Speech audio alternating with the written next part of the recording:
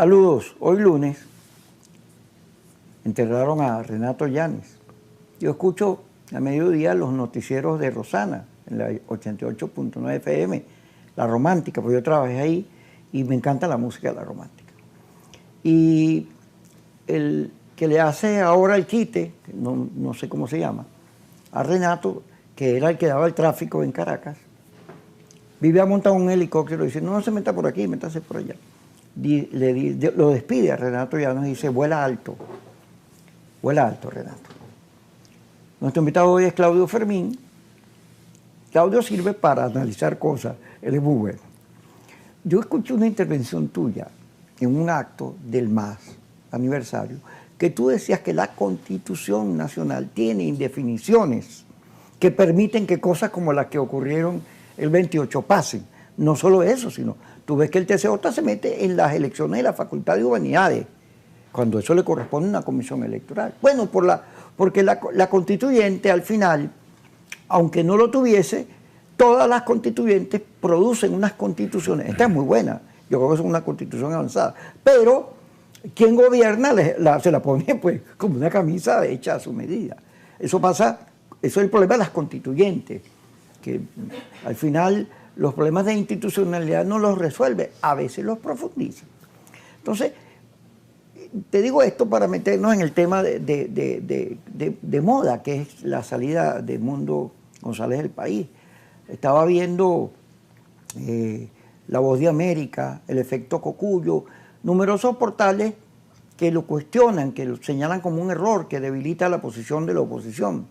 Y hay gente, sobre todo en X, que son unos perversos, o sea, que hay una gente que rezar, decirle buenos días a alguien está prohibido, porque si tú no odias a la humanidad, pues tú no eres bueno, ¿no? Entonces, esto genera un debate sobre si fue bueno, si es malo, qué consecuencias tiene. Pero antes de meternos en eso, como estábamos hablando ahorita sobre este tema de las redes, que te contaba que Obama se refirió a él en la Convención Demócrata sobre la importancia de las redes, porque al final el tema de la soledad humana, el tema filosófico lo resuelve, porque tú estás desde tu casa comunicado con todo el mundo. Puedes conseguir novia, novio, hacer transacciones bancarias, etcétera. Puedes trabajar en tu casa. Pero el problema es que las redes agrupan gente que piensa igual, se refuerzan unos a otros. Y entonces la diversidad, los que piensan distinto, están fregados. El chat que yo creé, pónganme por favor, señorita Grecia, por favor, póngame el teléfono. Fíjate, este es el teléfono del chat del programa. 0412, lo que pasa es que se está moviendo y si no lo puedo leer. 52801, ay, no, ahí no llego, cero. Se mueve mucho la pantalla. Mira, entonces, en ese chat que yo tengo hay una enorme diversidad. Hay chavismo, hay oposición y hay un centro. Una gente que se ubica en el centro, porque ese es nuestro discurso y yo creo que lo comparto. Pero el tema es que cuando tú vas a analizar problemas como este con el mundo, consigues que hay una mentalidad de secta frente a temas complejos de la política. Hay gente que no sabe nada de política, pero cree que sabe, porque los compañeros le dicen que sí. Y entonces analiza las cosas con una actitud castradora. Estábamos hablando que hay veces que, fíjate, yo le hago un chiste a Yesenia y hay una señora que el chiste no le gusta. Y entonces le dice, Yesenia, hay que meterlo preso, porque este señor te insultó en la cámara. Yo lo que estoy diciendo es un chiste. Yo no tengo ninguna intención de hacerle daño a nadie. Pero esa señora, que seguramente con sus vecinos tiene un comité de odio, está brava por la situación, qué sé yo, no entiende el chiste y todo lo ve como agresión. Y entonces en las redes conseguimos gente hostil a la diversidad. Comienzo por ahí para meternos en este tema sobre el tema de Mundo González. ¿Cómo ves tú lo que ocurrió? Bueno, Kiko, muchas gracias por tenerme de nuevo acá en el programa, en Kikosis. Saludos a toda tu audiencia. Este tema has introducido tantas variables, pero tomo un hilo conductor para empezar. El tema de las redes es fascinante porque quienes hemos tenido ocasión, oportunidad, mejor dicho, de ser articulistas desde hace años en muchos medios de comunicación, realmente desde esas voces, desde esas plumas, es que más se reclama el derecho a expresarse, y resulta que somos o son las plumas que nos estamos expresando. Es decir, es un privilegio inmenso. Quienes podemos venir a una ventana nacional como esta que tú abres al mediodía y en la noche, bueno, tenemos una oportunidad que no la tiene el 0,001% de la población. Así que desde esa perspectiva las redes han sido una bocanada de aire fresco para la libertad de expresión, para la libertad de pensamiento.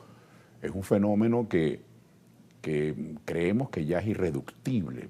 Se han abierto nuevas ventanas comunicacionales al mundo, en el cual tú no tienes que, en esas ventanas me refiero, en ese boceto, tú no tienes que ser un inversionista, no tienes que ser un profesional de la comunicación, no tienes que ser un intelectual, tú eres simplemente un ser humano que ya es más que suficiente con tu expresión. Así que no tengo duda, Kiko, que las redes son un elemento democratizador. Luego está la otra cara de la luna, la otra perspectiva. En las redes no solamente se esconde el anonimato, que trae mucha perversidad, mucha crueldad, y no en todas las ocasiones, pero en muchas trae mala intención el anonimato. Es decir, es la herramienta de guerras sucias, es la herramienta de la maledicencia. Y luego, además del anonimato, que es un problema, está el contagio de la red. Para que tú seas retuiteado, por decirlo como lo decíamos antes genéricamente, aunque ahora no es tweet sino X y nosotros no tenemos X, bueno, todo este mundo de los glosarios, pero para que tú seas repetido, entonces tú tratas de coincidir con ciertas corrientes para ganar más adeptos, para formar parte de un grupo. Y en el caso nuestro, en el caso venezolano, que hemos vivido, y yo diría hemos padecido, una muy fuerte polarización extrema en los últimos 20 años, entonces la gente tiende a mimetizarse con pensamientos que no exactamente son el suyo. Y cuando se atreve a salirse de allí, bueno, lo que viene es un calvario. Así que con las redes estamos en esta agonía, pues hay más democracia, hay más apertura, la maledicencia crece y crece el sujetarse a lo que puede ser la tendencia para tú ser visible. Si dentro de ese esquema analizamos lo que tú dices, el doctor González Urrutia, va a dar para mucho. Yo estaba leyendo, antes de que fuésemos al aire, un comunicado que acabo de ver en el teléfono, incluso te comenté y lo comparto con tu audiencia, que uno ya no sabe qué es verdad y qué no es verdad, qué es fake y qué no es fake. Pero acabo de leer un comentario suscrito por el doctor González Urrutia, conforme al cual pues él explica por qué se va y que es una contribución a la distensión, que él aspira que Venezuela, no lo dice en esos términos, pero pase la página de la confrontación extrema. Entonces puede haber en las redes ahora muchas interpretaciones. Habrá quienes lo interpreten como una contribución a la distensión, habrá quienes lo interpreten como una decisión de supervivencia, de derecho a defender su libertad y de no verse constreñido a acciones que le repriman. Habrá quienes les interpreten como una cobardía, huyó. Habrá quienes le interpreten, no en este momento, pero dentro de unos días, como me dejaron solo, me dejaron sola. Es decir, que vamos a ver una gran diversidad. Yo lo que, tomando esto como punto de partida, Kiko, y con esto concluyo este comentario, tanto para el caso del doctor González Urrutia como para el caso de los recientes procesos que acabamos de vivir, como para el caso tremendo y dramático que estamos viviendo de centenares de jóvenes acusados de delincuentes, de terroristas, cuando no lo son. Y aquí hago un llamado a que se haga justicia. Hacer justicia significa justamente discernir, separar quién ha tenido culpabilidad en un acto que se considera contra la justicia y quién no. Meter a todo el mundo en un mismo saco porque estaban allí, eso no es hacer justicia. Eso es, entre otras cosas, un atropello. Entonces, nos vienen grandes debates en materia de represión, en materia de libertades, en materia del sistema electoral, en materia de ¿es posible una oposición o no es posible?, en materia de reclamos públicos. Vienen grandes debates Y estos debates solo son posibles si nosotros sustituimos la confrontación extrema por el diálogo. Si nosotros aprendemos a convivir. Bueno, habrá espadachines quienes levanten la bandera de no convivir. Eso es muy fácil para quien vive afuera. Pero aquí tenemos que crear un sistema político de convivencia, de respeto, independientemente del juicio que tengamos sobre los hechos políticos recientes. Vamos al corte y regresamos con Claudio Fermín en su programa Quicosis.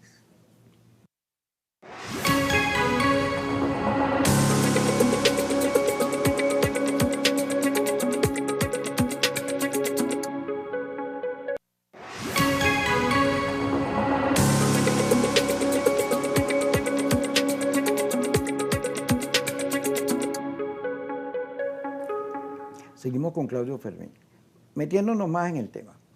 Fíjate, el Parlamento argentino, en un acto de sabiduría, le pide al fiscal Karim Khan que meta preso a Maduro mañana. Pero eso lo hace también la OEA, la señora de Perú.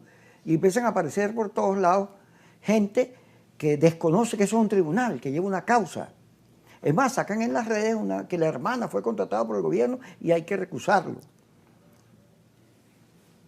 Esa discusión, como la discusión sobre el mundo, hay que verla no con la rabia que genera que yo voté y me desconocieron el voto, la gente que se siente que fue vulnerada, porque hay otro grupo de electores que sienten que el gobierno ganó.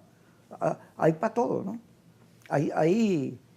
No estamos hablando de desvalidos de audiencias, ¿no? El gobierno tiene su ente y la oposición tiene que la mayoría se mueven, sí se mueven. Sí se mueven, que hay una sensación en el país de que la cosa no avanza y que se va la gente y que se puede ir más, sí, todo eso existe. Pero no basta con esa explicación para entender lo que pasa. Me meto con lo del mundo. La Voz de América, El Mundo, el portal del Mundo, que creo que es español, el efecto Cocuyo, ponen unos analistas en los cuales refieren que fue un error la salida del Mundo porque debilita el discurso de la oposición, el de María Corina lo debilita. En cuanto que ella viene sugiriendo que él es el presidente electo y a partir del 10 de enero, pues el mundo lo va a reconocer como tal. A irse del país, en la manera en que se va, porque puede que él diga, bueno, sí, me presionaron, y es verdad, pero es obvio que ya hay una negociación desde el mismo instante en que la vicepresidenta anuncia que se va y además que le dieron permiso para que se fuera. Ese permiso no se lo han dado a los que están metidos en la embajada argentina, los miembros del partido 20 que están allí, que más bien el fin de semana ha sido que la estaban rodeando, no sé qué cosa. Entonces, ¿qué ocurre cuando te metes en el debate hablando de las redes? Que las redes, dentro de toda esta cosa polarizadora y de mentiras, porque la red está llena de mentiras, de tendencias falsas, de cosas que inventan, la red tiene una cosa importantísima, que es que por primera vez en las comunicaciones nadie discute que la emoción es la clave de la comunicación. Eso antes se pensaba que era la razón, etcétera, que eran las ideologías, las creencias, etcétera. No, bueno, la emoción. Entonces, la emocionalidad del venezolano hoy, yo le planteo como debate, ¿por qué cuando la señora Machado dice que hay que protestar y organiza 3 actos, los actos primero son en Chacao Baruta, pero luego cada día son más chiquitos? ¿Por qué no va la gente? Cuando uno lee a Celina Carqués, periodista valiente, coherente, o a Danielita Alvarado que dice, oye, me da miedo esto que está pasando, ¿por qué no reconoces que en la sociedad venezolana no hay miedo e incertidumbre frente a lo que viene? Y que la gente no anda con un cuchillo en la boca, ¡ah!, sino que lo que anda es preocupada. ¿Cuál es la emocionalidad del venezolano? ¿Por qué el señor El Mundo, que es un señor de edad, que era una tapa, que lo metieron ahí, él vive en España, lo que hizo fue regresar para su casa, con su mujer y sus hijos? ¿Por qué el señor El Mundo, que hace una contribución en términos de la carta esa, porque él nunca se salió del discurso de la paz, de la negociación, siempre lo reivindicó, porque el señor El Mundo tiene que ser visto como un traidor, como un cobarde? ¿Por qué la valentía, el échale bola, la fuerza, el coraje, tienen que ser los códigos de la política contemporánea, cuando esos son códigos del siglo pasado, del hombre montado a caballo, de las guerras. Los códigos de hoy son otros. Kiko, yo estimo que este debate no va a cesar. Habrá quienes prolongarán el debate de la ida del doctor González Urrutia por 1 año, por 2, por 3, 4 años más. Si eso les es útil para contraponerlo a su heroísmo, que no cesarán en una posición de tal o cual monto de decibeles. Como tampoco va a terminar el otro debate del 28 de julio, eso no cesará nunca, independientemente de que, por una parte, las actas que fueron publicadas en una página web no fueron usadas para impugnar los boletines del Consejo Electoral, no fueron consignadas ante el Tribunal Supremo de Justicia y, lo más sorprendente, no fueron ni siquiera reconocidas por los jefes de los partidos que postularon al doctor González. Dijeron, yo no tengo nada que ver con esas actas. Y el propio doctor González, en una carta al fiscal general, dice, yo no sé nada de esas actas, ni sé dónde están, ni tengo nada que ver con ellas. Y por otra parte, el Tribunal Supremo de Justicia ratifica los boletines del Consejo Electoral. Es decir, hay realidades distintas. Eso se seguirá debatiendo. Alrededor de eso, mientras haya interés y mientras haya inversiones, esa emocionalidad va a germinar. Lástima que no hay las mismas inversiones y el mismo interés. Esas realidades existen. Yo no pretendo que las sepultemos con el olvido. Seguirá el debate sobre el 28 de julio, seguirá el debate sobre González Urrutia. Siempre habrá quien lo reviva. Pero ¿y qué va a pasar con el salario? ¿O es que no genera emoción, que a la gente no le alcance el dinero y que la gente esté pensando que esos aguinaldos, aunque el presidente Maduro decrete las navidades en octubre, eso no hace que los ingresos ni que los aguinaldos rindan más? ¿Y qué va a pasar con esos apagones que tuvimos? ¿Es que son suficientes las excusas de la iguana, del sabotaje, de la conspiración? ¿Eso es suficiente para explicar la falta de mantenimiento del sistema eléctrico? ¿Y qué va a pasar con la dotación de agua y con el problema de la salud? Que la gente no tiene con qué comprar los remedios ni con qué hacerse una operación voluntariamente porque solo se atiende en emergencia. Y estamos a 10 hoy. Ya van a empezar las clases en primaria, en secundaria. Ya los profesores vamos a comenzar nuestro semestre el 16 de septiembre. Bueno, ¿y qué pasa con la situación, con la infraestructura, con los cursos de mejoramiento docente, con el transporte, con los utensilios y los insumos de la educación, con los sueldos de los maestros? Es decir, la vida sigue. Y sobre esa vida que sigue, de carencia de agua, de luz, problemas de salud, problemas educativos, el problema salarial, no hay emoción. Claro que hay una gran emoción, hay angustia, hay mortificación, pero no hay las inversiones propagandísticas que hay en el terreno político, que hay en el terreno de la confrontación. Tú pones una dicotomía con mucha sabiduría entre razón y emocionalidad. Yo quiero introducir una tercera variable, las inversiones, los que apuestan.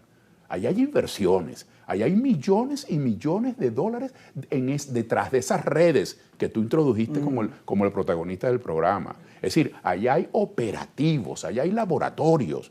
Bueno, es hora. Bienvenidos los laboratorios sobre los salarios y sobre el agua y sobre la luz y sobre la situación de los servicios públicos y sobre la salud. Bienvenidos a esos laboratorios. Bueno, esos que son problemas esenciales no están despertando el interés de los cerebros, tú sabes, de las maquinarias mentales que están detrás de la confrontación. Entonces, eso tenemos que repensarlo. La crisis política en Venezuela es muy grave, es severa. Pero esa crisis política no puede archivar ni puede pasarle candado a los problemas de la cotidianeidad, a los problemas de la vida diaria, a los problemas de la subsistencia familiar. Es decir, eso no lo vamos a discutir hasta que no se resuelva el problema político. Esa es la trampa de la confrontación.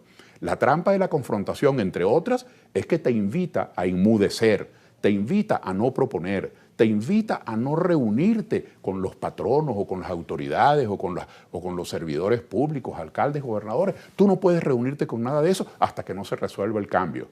Es decir, ese tipo de predeterminación es un engaño. Entonces, la vida sigue, y cuando digo la vida sigue, lo subrayo, no estoy diciendo olvidemos los problemas que no pudimos resolver. No, los problemas hay que seguirlos discutiendo. Tú hablabas de la Constitución, por ejemplo, en el preámbulo del programa, en la introducción, como un excelente texto. Sí, ha sido un paso, tiene grandes aportes, pero esa Constitución fue aprobada hace 25 años, hace un cuarto de siglo, bajo otra realidad política, bajo otra conformación demográfica, bajo otras relaciones internacionales. Es decir, se han incorporado a la vida económica, política e internacional muchísimas variables. Además, toda obra humana es perfectible. Fíjate el caso del Consejo Nacional Electoral. Estas peleas, que si la señora Aimé es representante de Rosales, que si el doctor Del Pino es representante de Henry Ramos, que si tal es representante... Bueno, pero no habíamos quedado conforme la Constitución que los rectores eran químicamente puros. Entonces, o todos están faltando a la Constitución, todos, incluso los que claman el mayor respeto, o todos tenemos que convenir que en ese aspecto, como en muchos otros, esa Constitución reclama reformas. Vamos al corte y regresamos con Claudio Fermín.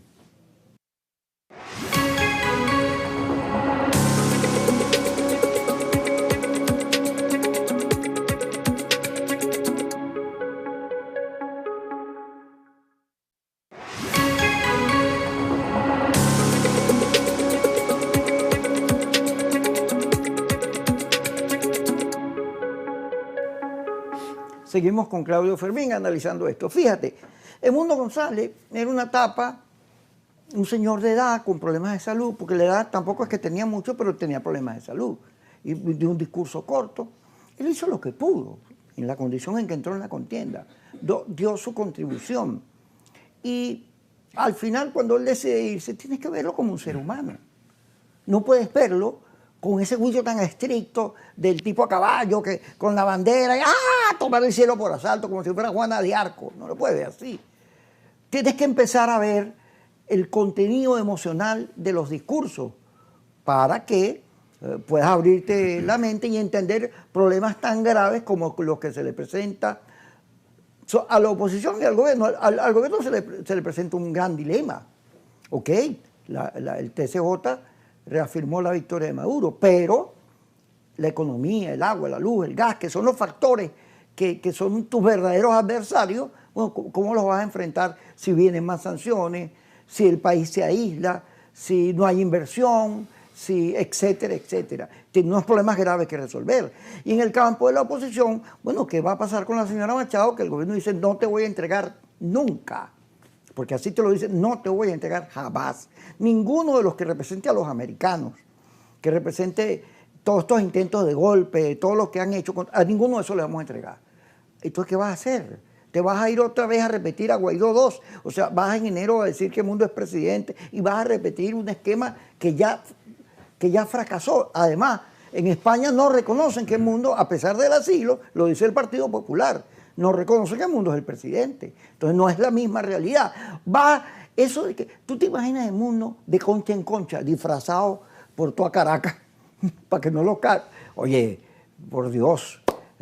Eso hay que verlo con más sentido humano, y lo humano, que es la comunicación, la base de la comunicación, también se expresa en las ideas de la política.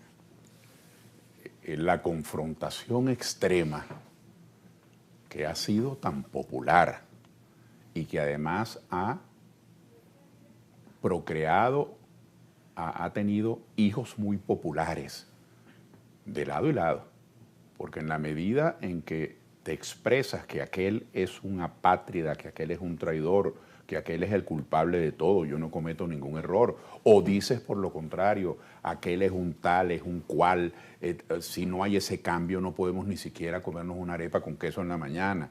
Es decir, los extremos han secuestrado el debate, Kiko, y los extremos han ido creando, tal como dije, creo que hace 2 segmentos, temas que tenemos que seguir debatiendo, pero que no pueden monopolizar nuestro interés. La gente quiere saber con qué va a ser mercado, la gente quiere saber si su hijo, que se graduó muy joven, a los 16 años, a los 17 años de bachiller, cómo va a estudiar, cómo no va a estudiar. La gente quiere saber si le alcanza o no le alcanza para el transporte, qué va a hacer con la operación de su hermana, que ya los médicos le diagnosticaron tal cosa, y va al hospital y le dice que solamente atienden emergencia y no pueden programar una operación, sino cuando esté grave. Es decir, esos problemas tenemos que introducirlos en el debate político. Y yo veo que con este tema, y el doctor González Urrutia puede ser una excusa para que ese tema se prolongue, porque es un tema que se seguirá discutiendo. Hay quienes se sienten muy cómodos porque han hecho de la confrontación su modus vivendi. El conflicto extremo es un modus vivendi. Hay quienes no pueden hacer política si no tienen esa alcayata, si no tienen esa agarradera del conflicto extremo, porque siempre parten de la premisa que el culpable es el otro, que la solución es el exterminio del otro. Yo creo en el debate y creo en el cambio y que es una necesidad el cambio, pero creo también en las realidades y en buscar la convivencia. Entonces, mientras no haya cambio político, no hay convivencia. Entonces usted no puede ir a casa de la alcaldesa o casa del alcalde suyo porque es de otro partido. O usted que es empresario no puede reunirse con el ministro de Comercio o el de Industria para plantear las necesidades de su sector porque no tiene financiamiento. Yo tengo un callo en la lengua, Kiko, de tanto reclamar un cambio en el encaje bancario.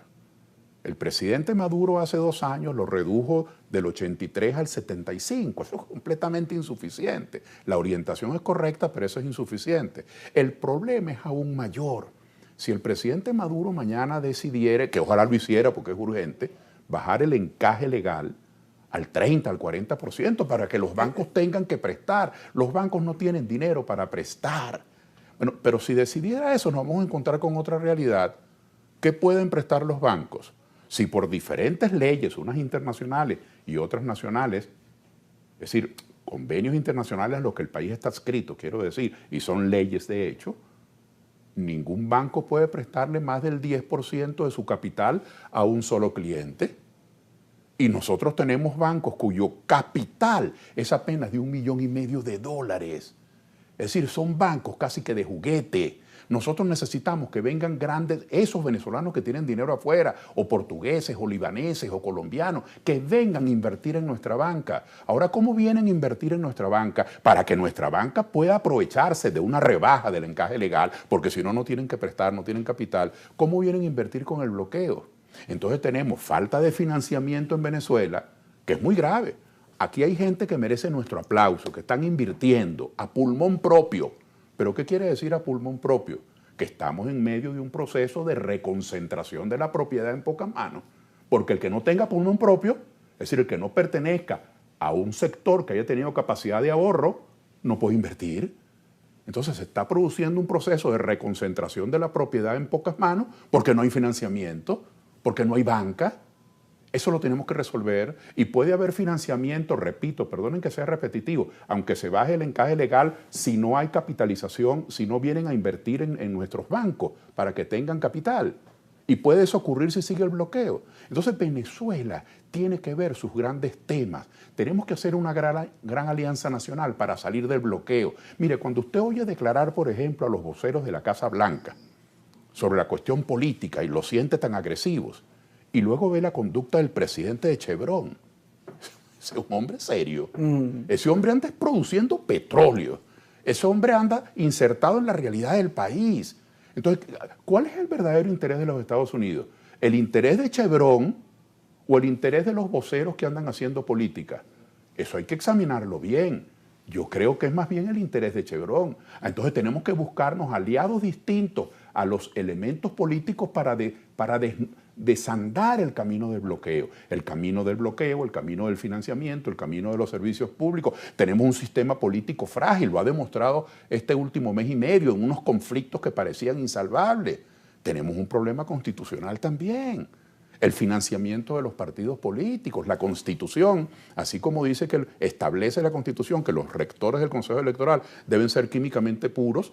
Bueno, ¿y cómo llegó entonces Leonardo Morales a ser rector? ¿Y cómo llegó Rafael Simón Jiménez a ser rector? ¿Y cómo llegó Juan José del Pino a ser rector si tenían que ser químicamente puros? ¿O cómo llegó también Jorge Rodríguez a ser rector?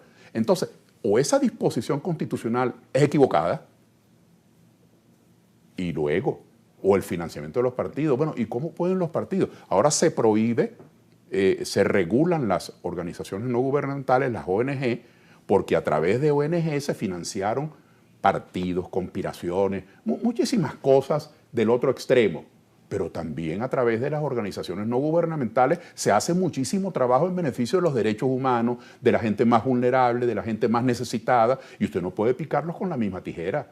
Es decir, usted no puede regular ese derecho de asociación y de financiamiento que va en beneficio de la gente más necesitada. Entonces necesitamos una discusión en medio de la cooperación, porque la discusión que hasta ahora hemos tenido es en medio de la extinción del contrario.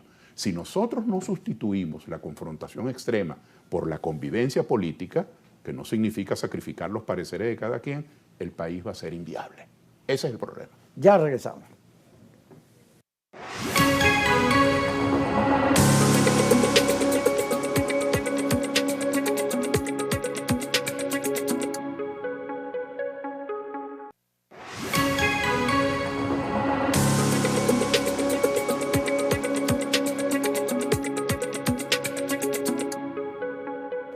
Seguimos con Claudio Fermín. Fíjate, Claudio, el país tiene que cambiar, necesita cambiar, porque este país estancado desde el punto de vista político, económico, no nos sirve, no arregla los problemas, pero además son dos modelos los que están en discusión, la democracia liberal que teníamos antes, que defiende la oposición, y esta nueva cosa, partido gobierno, que viene con la revolución en Cuba, en Nicaragua, en China. Hay partidos que son instituciones, Estado, militantes, educación, que lo son todo.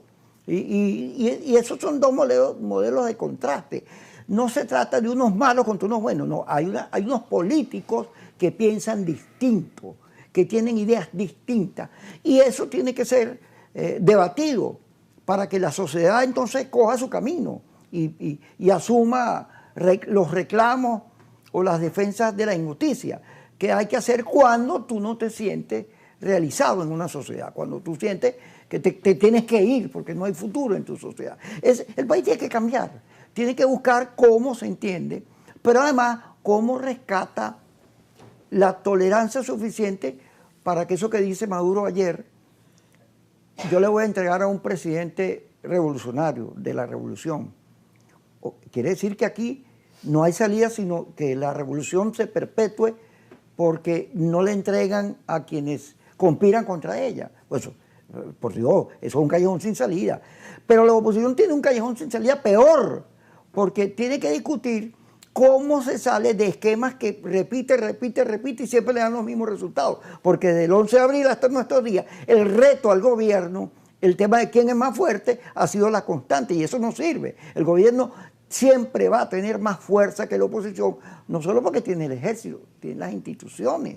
Entonces, eso tiene que discutirlo, porque ¿qué pasó? La polarización se llevó al centro, lo agarró y lo trasladó por un lado. Pero ¿qué ocurre cuando tú ves la radiografía de la elección? Bueno, la polarización se comió todo.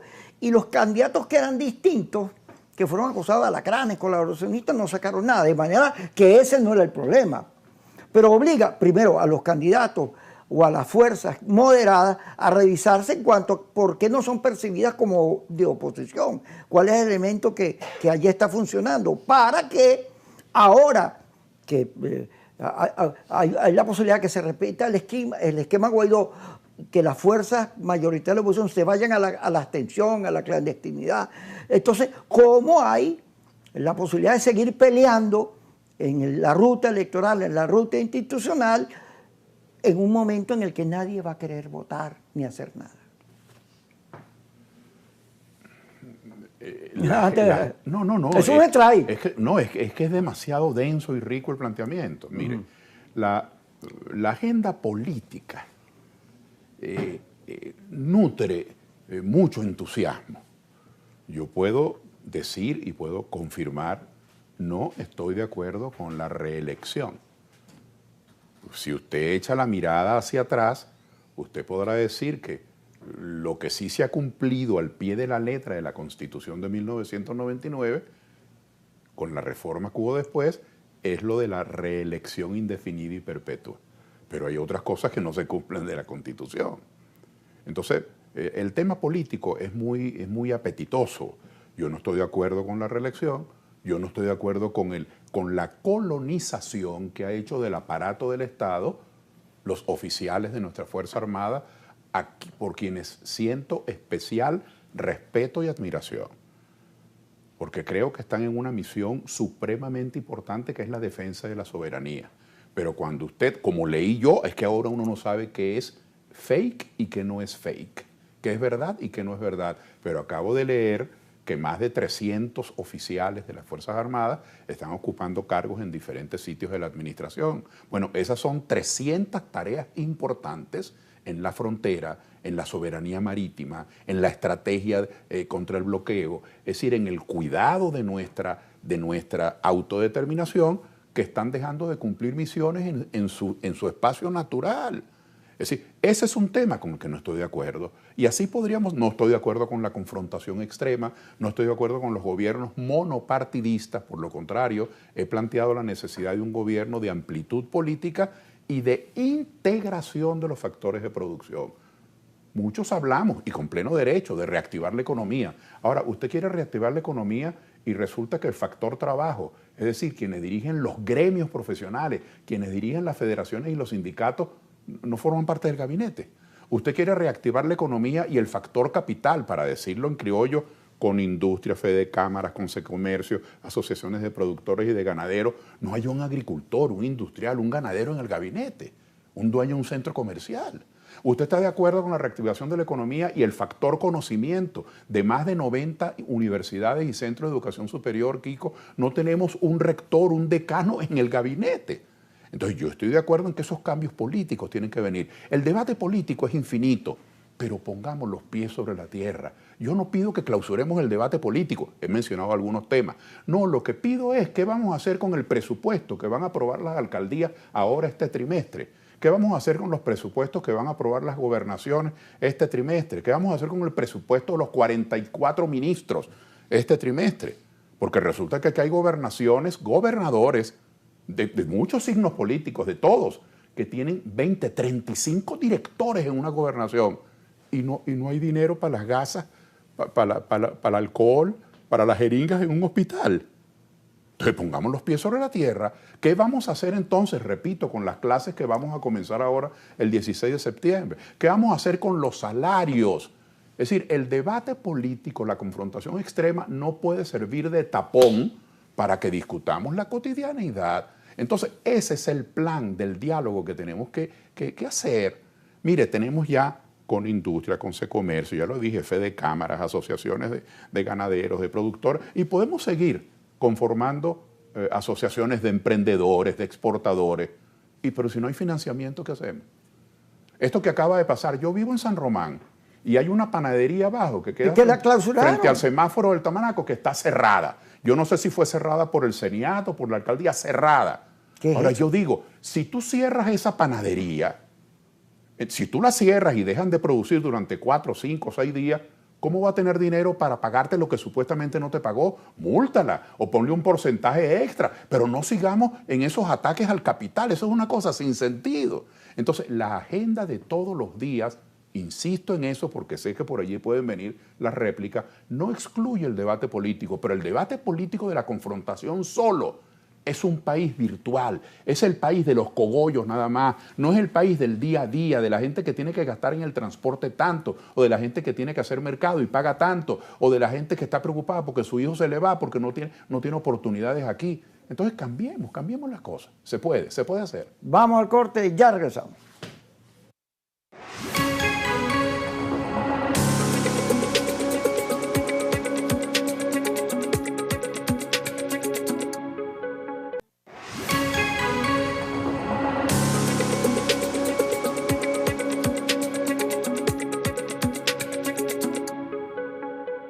Seguimos con Claudio Fermín. Yo entiendo lo que quieres decir porque hay que poner a la gente por encima de cualquier otro criterio. O sea, la gente y la política, ahí está la clave. Porque si el tema del poder sigue siendo el tema de la política, pues está trancado el juego. ¿Qué vas a hacer? Kiko. Si tú pones a la gente, eso significa que los factores polarizadores, la plataforma y el Partido Socialista Unión de Venezuela, tienen que meditar, cambiar, repensar la política a favor de la gente. La polarización extrema que está alimentada por un gen segregacionista. Aquí la segregación se ha convertido a lo mejor no lo saben y no se percatan, pero la cultura de la segregación está viva en Venezuela. Hay gente que no quiere andar sino con los suyos para arriba y para abajo. Es decir, que piensan que es un acto de traición, una herejía, saludar a otro que no piense como uno. Yo he recibido centenares de mensajes de sinvergüenza para abajo simplemente porque tengo una posición política que no coincide con la de otros, a las que yo estudio, a las que yo reviso, y a mí no se me ocurre decirle a otra persona que es un tal, que es un cual, que es un bandido porque tiene otra posición política. Yo lo que hago es presentar una posición política distinta. Yo no creo en la polarización extrema. Eso es el anticipo de lo que Venezuela vivió el siglo XIX. Guerras civiles todos los quinquenios. Venezuela vivió de guerra civil en guerra civil. Lo que pasa es que en nuestra historiografía estamos llenos de textos en los cuales nuestros historiadores, en ese lenguaje epopéyico, hablaban de la revolución azul, la revolución de mayo, la revolución. No era ninguna revolución, eran unas carnicerías vulgares y corrientes. Unas cosas putrefactas desde el punto de vista histórico que se consumieron a nuestro pueblo. Entonces la polarización extrema es dañina, pero estoy convencido, después de estudiar con detenimiento estos 20 años últimos, que no es por el camino del debate político, que hay que seguirlo dando, pero ese camino no nos va a llevar a la despolarización. La despolarización incluso no está en manos de los partidos políticos. Los partidos políticos y los políticos podemos aportar, somos un contribuyente, porque ese es nuestro tema, nuestra pasión es Venezuela. A otros esa inspiración les llega de vez en cuando, una vez cada 10 años, o cuando sienten que tienen una oportunidad, o lo que ellos llaman un proyecto político. Los políticos podemos contribuir, pero no podemos despolarizar el país en estas circunstancias. La única manera de despolarizar el país, perdonen que sea tan tajante, es incorporando a la sociedad civil, los empresarios, los educadores, los gremialistas, los sindicalistas, los intelectuales, los comunicadores. La sociedad civil tiene que meterse en los temas de la calidad de vida y tiene que opinar para que esos temas y esas banderas que esa sociedad civil defiende, las madres solteras que no tienen con qué alimentar a sus hijos, los transportistas que no pueden mantener una camioneta con ese costo del pasaje, el jubilado y el pensionado que tiene una pensión de hambre, o el científico que no tiene cómo promover su proyecto, o el empresario que va a un banco y no tiene quien le preste. La sociedad civil tiene que hacerse dueña del debate, en primer lugar. Y en segundo lugar, esos temas de la economía, comer 3 veces al día, los temas sociales, la equidad, que realmente estemos comprometidos con la igualdad, no en el papel ni en el texto, como muchos citan a la Constitución, pero no practican la equidad. Entonces, los temas sociales, los temas económicos, los temas del día al día, allí es donde podemos hacer coincidir a Venezuela, Kiko, y despolarizar el país. Lo digo con dolor, pero con constancia histórica. Si esta polarización extrema continúa, Venezuela seguirá estancada. Gracias, Claudio, por estar con nosotros. Gracias a todos ustedes. A la 1 y a las 10, Kiko otra vez.